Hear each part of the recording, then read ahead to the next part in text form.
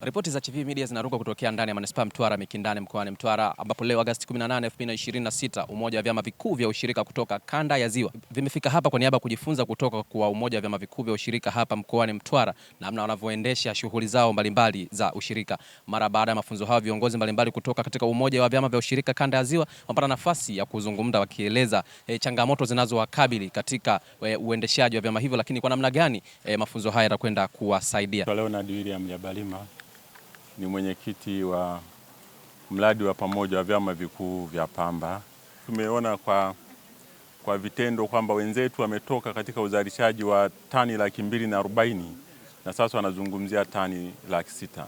Na kama jinsi mnavyofahamu kwamba kwenye eneo letu la pamba uzalishaji umekuwa ukipungua mwaka hadi mwaka. Kwa hiyo kupitia hii ziara yetu ya mafunzo tumejifunza namna ambavyo tutaenda tukawajengee uwezo wakulima wetu ili waweze kuzalisha kwa tija, hususan kupata pembejeo kwa wakati, lakini pia masuala ya mbolea pamoja na mambo mengine ambayo yataweza kuchochea uzalishaji kuongezeka kwenye zao la pamba. Changamoto kubwa kwenye maeneo yetu ni mfumo wa stakabadhi za ghala. Kwa wenzetu tumeona mfumo wa stakabadhi za ghala unaratibiwa vizuri na vyama vya ushirika vinashiriki vizuri katika kusimamia na unaleta matokeo mazuri.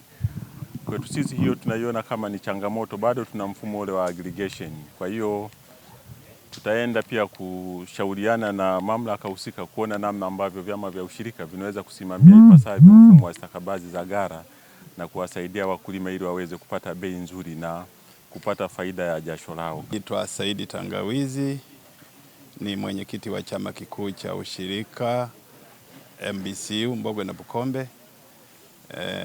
Ni mwanachama wa TanCrop. Lakini miongoni mwa yale tuliyoyaona ni pamoja na kwamba wamefikia sehemu ya kuangalia changamoto zilizoko kwa wakulima na kuweza kuanza kuzitatua, ikiwemo swala la kuhudumia pembejeo zinazostahili na zinafika kwa wakati na kiasi cha kwamba imeongeza tija.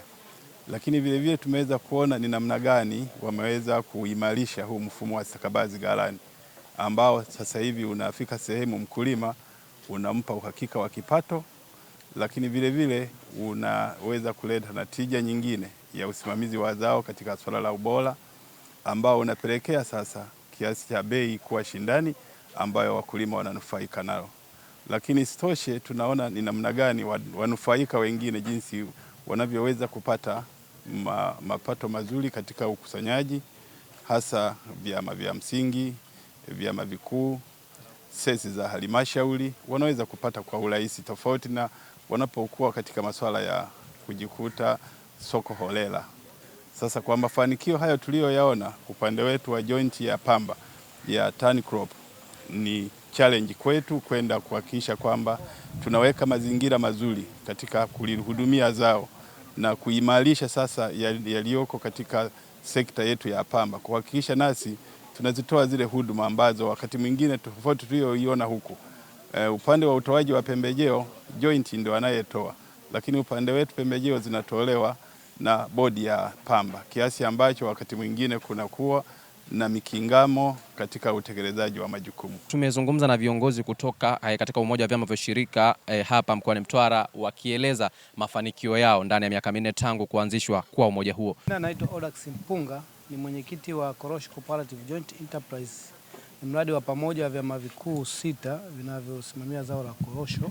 Ukiangalia joint tumetoka uzalishaji wa tani 140,000 kuanzia 2022 na kufikia tani 618,000 kufikia 2026.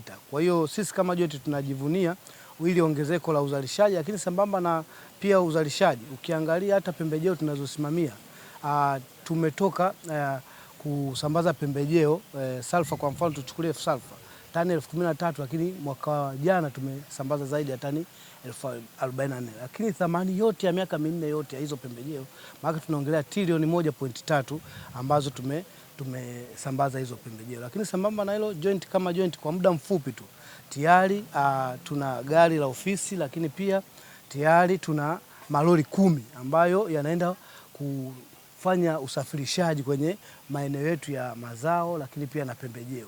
haya malori 10 manake tayari na sisi fursa ambazo walikuwa wanazipata wadau wengine wa nje, basi tunazichukua sisi wenyewe wanaoshirika. Lakini sambamba na hilo tayari tuna bajeti ambayo tunasubiri kibali tu tujenge ofisi kubwa kabisa hapa Mtwara yenye losheni 3, ofisi ambayo itakuwa na kila eneo la watendaji wetu. Lakini sambamba na hilo pia tunatarajia pia kujenga bandari kavu kwenye bandari ya Mtwara.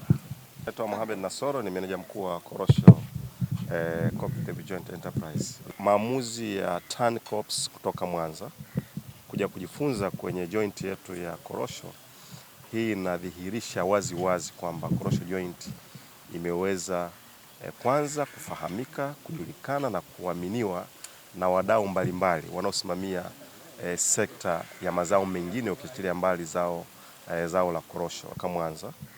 Kuja kujifunza kwenye joint yetu ya Korosho, hii inadhihirisha wazi kwamba Korosho Joint imeweza kwanza kufahamika, kujulikana na kuaminiwa na wadau mbalimbali wanaosimamia sekta ya mazao mengine ukiachilia mbali zao la korosho. Kutoka hapa Manispaa Mtwara Mikindani mkoani Mtwara, mimi ni Heri Abdalla na hii ni Chivihi Media.